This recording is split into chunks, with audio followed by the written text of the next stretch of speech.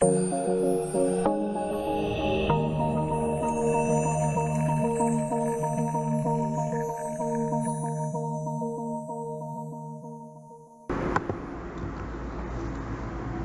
Assalamualaikum warahmatullahi wabarakatuh.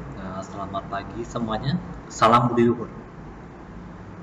Ketemu lagi dengan saya Eza Perkasa di video tentang mata kuliah desain algoritma di pertemuan 10 tentang kompleksitas asimptotik ya. Jadi minggu kemarin kita sudah bahas tentang kompleksitas algoritma. Ini sekarang kita akan bahas yang khusus ya, yaitu kompleksitas asimptotik. Gunanya apa? Ini gunanya adalah untuk menyeragamkan perhitungan kompleksitas yang kita bahas sebelumnya ya. Dalam hal ini adalah kompleksitas waktu ya. Nah, di kompleksitas asimptotik ada namanya notasi asimptotik ya. Notasi asimptotik ini merupakan himpunan fungsi yang dibatasi oleh suatu fungsi dari n kecil himpunan dari n besar yang bernilai cukup besar ya. Notasi ini digunakan untuk menentukan kompleksitas suatu algoritma dengan melihat waktu tempuh algoritma ya. Ini merupakan fungsi f yang memetakan n ke r plus ya, ke bilangan real plus ya maksudnya. Nah, kompleksitas asimptotik itu juga ada tiga macam ya. Yang pertama adalah keadaan terbaik atau best case-nya. Ini lambangnya adalah big omega ya. Jadi kayak ada omega itu namanya adalah big omega ya. Big omega ini maksudnya adalah sebuah fungsi kompleksitas itu dinyatakan sebagai Tn adalah big omega Fn jika terdapat konstanta C dan N0 sedemikian sehingga Tn itu lebih besar atau sama dengan Cfn untuk N lebih besar sama dengan N0 ya.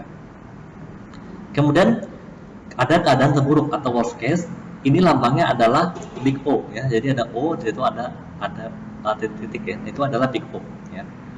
Big O ini jadi sebuah fungsi kompleksitas itu dinyatakan sebagai Tn adalah big O dari Fn jika terdapat konstanta C dan N0 sehingga Tn itu kurang dari sama dengan Cfn ya. Untuk N lebih besar sama dengan N0 ya. Lalu ada keadaan rata-rata atau average case. Ini lambangnya adalah big theta, itu huruf theta ya, theta titik ya. Nah, big theta ini ya sebuah fungsi di kompleksitas dinyatakan sebagai Tn adalah theta dari big theta dari Fn jika Tn itu adalah big O dari Fn atau dan juga Tn itu adalah big omega dari Fn ya. Nah, sebelumnya sudah saya bilang bahwa kinerja algoritma biasanya diukur dengan menggunakan patokan worst case-nya, keadaan terburuknya ya. Untuk apa? Karena diharapkan algoritma tersebut dapat dieksekusi pada suatu komputer dengan waktu maksimal sama dengan worst case-nya. Jadi waktu maksimalnya diharapkan jadi di bawahnya ya. Nah, kita akan membahas hanya big O saja karena big O ini adalah worst case ya. Jadi kita hanya khusus membahas big O saja. Untuk menentukan big O ini ya, cara menentukannya adalah misalnya seperti ini ya. Ada matematikanya. Misalnya sebuah algoritma kompleksitas waktunya adalah 2n kuadrat plus 6n plus 1. Nah, kita bisa di sini kalau n-nya 10 maka Tn-nya menjadi 261. Sedangkan n kuadrat nilainya 100 ya. Kemudian kalau n-nya 100 maka Tn-nya menjadi 2601. N kuadrat menjadi 10.000. Kalau 1000 menjadi 2.006.001. Sekarang n kuadratnya menjadi 1000 ya. Dan kalau n nya 10.000 misalnya, maka Tn nya menjadi 200.060.001 dan n kuadrat nilainya 100.000. Nah, dari sini ya, dari dua tabel ini bisa kita lihat bahwa Tn dan n kuadrat itu mempunyai pergerakan yang mirip. Dia hanya berbeda dengan di koefisien dan variabel yang derajatnya lebih rendah ya. Oleh karena itu, maka bisa lihat bahwa tadi sudah saya bilang bahwa untuk n yang besar, maka pertumbuhan Tn-nya akan sebanding dengan n kuadrat ya. Dia sebanding, tapi bukan yang sama ya, tapi sebanding aja ya. Dengan kata lain, Tn itu tumbuh seperti n kuadrat ya, mirip ya. Dia cuma beda dikit lah paling, nggak banyak ya. Dapat dikatakan bahwa Tn itu mempunyai order n kuadrat, atau bisa dikatakan sebagai Tn adalah On kuadrat ya. Jadi seperti itu maksudnya, Tn adalah On kuadrat. Nah, Untuk notasi big O itu ada teoremanya ya. Yang pertama teorema dasarnya, kalau Tn itu adalah AM n pangkat m ditambah AM-1 n kali n m-1 pangkat m-1 dan seterusnya sampai tambah A1n tambah A0, maka Tn-nya diambil adalah pangkat yang paling tinggi yaitu n pangkat m ya. Jadi Tn-nya adalah Tn adalah O big O n m n pangkat m ya. Kemudian kalau ada pernyataan big O C kali Fn, maka C-nya bisa dibuang ya, menjadi big O Fn saja ya. C itu adalah sebarang konstanta ya. Jadi konstanta tidak dipedulikan di big O ya. Kemudian kalau ada Fn, maka bisa dikatakan bahwa Fn itu adalah big O dari Fn ya. Kemudian jika T1n itu adalah big O dari Fn dan T2n adalah big O dari Gn, maka T1n tambah T2n adalah big O dari Fn tambah big O dari Gn, atau bisa juga dituliskan sebagai maksimum dari Fn dan Gn, big O dari maksimum Fn dan Gn ya. Kalau misalnya T1n dikali T2n, kalau dikali ya, adalah big O dari Fn dikali big O dari Gn ya, sama dengan big O dari Fn kali Gn ya.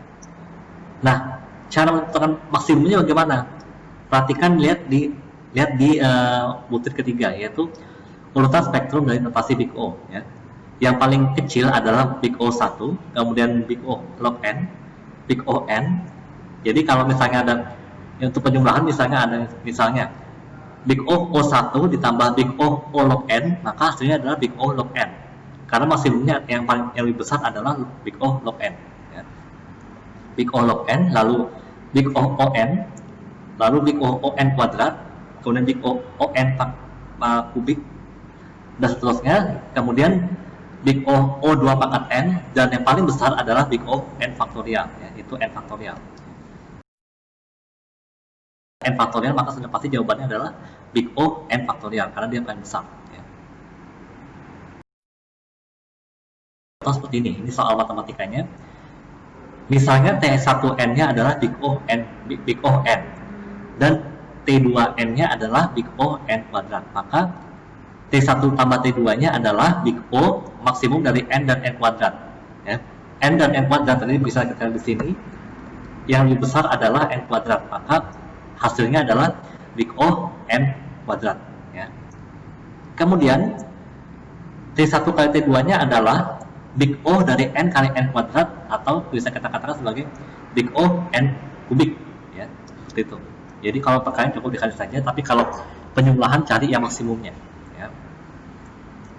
Kemudian big O 5n kuadrat itu adalah sama dengan big O dari n kuadrat. Nah, jadi 5 ini diabaikan. Big O tidak memperhatikan angka, dia hanya variabelnya saja ya. Kalau misalnya ada Tn itu n kuadrat, maka n kuadrat itu bisa dikatakan sebagai big O n kuadrat ya. Seperti itu. Nah, itu tadi tentang aritmatika yang dikit. Sekarang kita akan menerapkan pada algoritma. Caranya bagaimana untuk menentukan big O dalam sebuah algoritma ya. Nah, selain dengan menghitung Tn terlebih dahulu, maka notasi big O itu dan instruksi pada algoritma dapat ditentukan langsung dengan panduan berikut ini. Jadi ini adalah panduan yang penting ya untuk menentukan notasi big O dari suatu algoritma ya. Yang pertama yaitu pengisian nilai atau assignment, perbandingan, operasi aritmatika, operasi penerimaan dan pembacaan input, operasi penampilan output, dan pengembangan nilai pada pendefinisian fungsi. Itu waktunya adalah big O 1 ya. Jadi kalau ada operasi-operasi seperti ini, pengisian nilai atau misalnya apa yang sama dengan itu, kemudian perbandingan, kurang dari, lebih dari, misalnya operasi aritmatika tambah kurang kali bagi, misalnya operasi penerimaan dan pembacaan input itu input next line misalnya, atau sistem out print ln gitu misalnya. Operasi penampilan output itu sistem out print ln ya. Dan pengembangan nilai pada penelitian fungsi yaitu misalnya return misalnya x misalnya, atau return false misalnya, maka itu butuh waktunya O1 ya, big O1. Kemudian pengaksesan elemen array atau memilih field dari semua record ya membutuhkan waktu big O1 ya. Pencabangan if else itu membutuhkan waktu yang sama dengan waktu pengeksekusian kondisi ditambah dengan waktu maksimum dari blok if dan blok else-nya. Ya. Jadi kalau if dan else yang lebih besar dari else, maka yang dihitung adalah else-nya. Tapi kalau if lebih besar, maka dihitungnya adalah if-nya. Ditambah dengan eksekusi di kondisinya, ya, seperti itu. Nah, selanjutnya aturannya adalah blok for, blok iterasi for itu kebutuhan waktunya adalah sama dengan jumlah iterasi dikalikan dengan kompleksitas waktu badan blok. Ya. Kemudian blok while dan repeat until atau do while itu waktunya sama dengan jumlah iterasi dikali dengan waktu kondisi dan badan blok, ya, seperti itu. Kemudian waktu yang dibutuhkan untuk memanggil fungsi atau prosedur adalah big O1, ya, seperti itu. Jadi misalnya X sama dengan alpha atau X sama dengan tulis 5, ya. Berarti itu butuh waktu O1, big O1 saja, ya. Nah, contohnya saya punya potongan program seperti ini. Ini tidak diketik, hanya untuk demo saja, ya. Kita mau menentukan big O-nya berapa, ya. Caranya bagaimana? Perhatikan. Pertama adalah kita hitung dulu yang while, ya, karena itu blok paling dalam, yaitu while K kurang dari sama dengan 8, ya. Itu kompleksitasnya adalah 7 kali O1 atau dengan kata lain big O1, ya. Kenapa 7? Karena itu dieksekusi sebanyak 7 kali, ya. Sudah pasti itu 7 kali karena nilai K awalnya adalah 1, ya. Maka 7 kali big O1 hasilnya adalah big O1. Ingat, berapapun dikali big O, maka hasilnya tetap big O itu sendiri, ya. Dia tidak peduli konstanta, ya. Kemudian system.out.print K, ya. Ini butuh waktu big O1 karena dia hanya memanggil prosedur print, ya. Kemudian K++ itu butuh waktu big O1, ya, karena itu pemanggilan operator, ya. Lalu perumpamaan tutupnya tidak dihitung, berarti 0, maka jumlahnya adalah O1 tambah O1 tambah O1 atau dikatakan sebagai O1, ya. Kemudian static void cetak angka ini blok yang di luar, ya. Static void cetak angka itu 0 karena itu hanya sebagai judul saja, berarti kita tidak panggil ininya apa namanya, judulnya, ya. Kita tidak panggil itu. Kemudian K sama dengan 1 itu kompleksitasnya adalah O1, ya. Kemudian setelah K1 itu ada di bawahnya adalah blok 1. Blok 1 itu tadi sudah kita hitung, yaitu big O1, ya. Dan itu kurung tutup tidak kita hitung, ya. Maka totalnya adalah big O1, ya. Nah, dengan kata lain, kompleksitas dari algoritma cetak angka ini adalah big O1, ya. Karena blok paling luar adalah blok 2, ya. Blok 2 itu sudah mencakup blok 1, ya. Maka cetak angka itu kompleksitasnya adalah big O1, ya.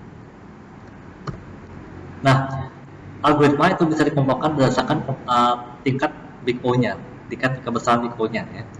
Kelompok pertama adalah big O1 atau dikatakan sebagai konstan, yaitu waktu pengeksekusian algoritma ini tetap tidak tergantung dari ukuran input.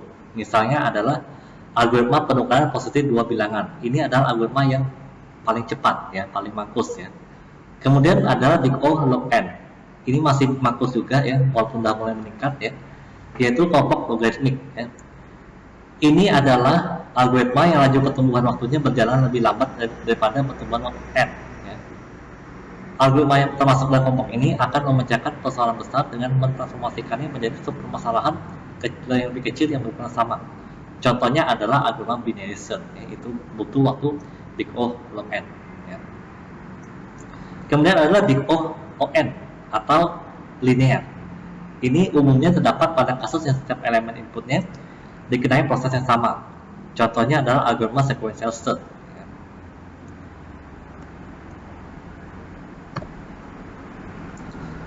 Kemudian ada big O n log n, ya. Ini nama kelompoknya adalah n log n, ya. Ini tiga kelompok ini boleh digunakan tapi sudah mulai tidak makus, ya. Masih bisa dijalankan kalau spek laptop kalian atau komputer kalian itu bagus, ya. Ini terdapat pada algoritma yang memecahkan permasalahan menjadi beberapa supermasalahan lebih kecil. Kemudian setiap supermasalahan itu diselesaikan secara independen dan terakhir dia digabungkan, ya. Solusi masing-masing supermasalahan menjadi solusi global. Contohnya adalah algoritma divide and conquer. Nanti kita lihat di pertemuan selanjutnya, ya. Kemudian ada big O n kuadrat. Ini bisa dikatakan sebagai quadratic yaitu hanya praktis digunakan untuk permasalahan yang di berukuran kecil. Ya. Umumnya, algoritma yang termasuk kelompok ini memproses setiap input dalam 2 blok yang besar. Jadi dalam for itu adalah for lagi, itu kuadratik. Ya.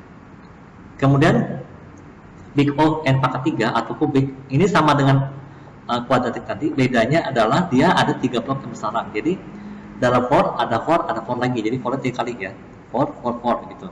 Itu kubik. Ketiga algoritma ini masih boleh digunakan, tapi kalau spek komputer kalian bagus ya. Sedangkan yang terakhir ini yang sangat tidak mampus ya. Ini bukan sebaiknya, harus dihindari, sedapat mungkin hindari ya.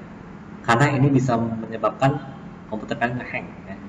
Tidak akan mati sendiri ya, akan rusak ya.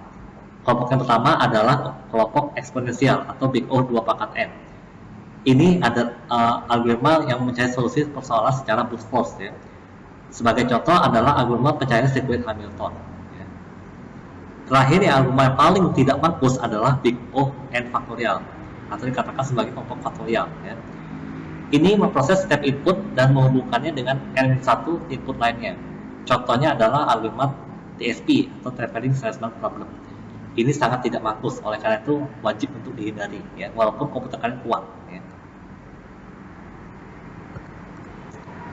Oke, untuk pertemuan kali ini cukup sekian. Jadi inilah cara untuk menyeragamkan kompleksitas algoritma dengan menggunakan notasi asimptotik ya. Nah, mulai minggu depan kita akan membahas algoritma terapan. Ya, jadi dari algoritma terapan itu kalian bisa menentukan berapakah big O-nya ya, seperti itu ya. Saya Reza Budi Perkasa, mohon undur diri dulu di pertemuan kali ini ya. Sampai jumpa lagi di pertemuan selanjutnya. Saya akhiri, assalamualaikum warahmatullahi wabarakatuh. Salam Budi Luhur.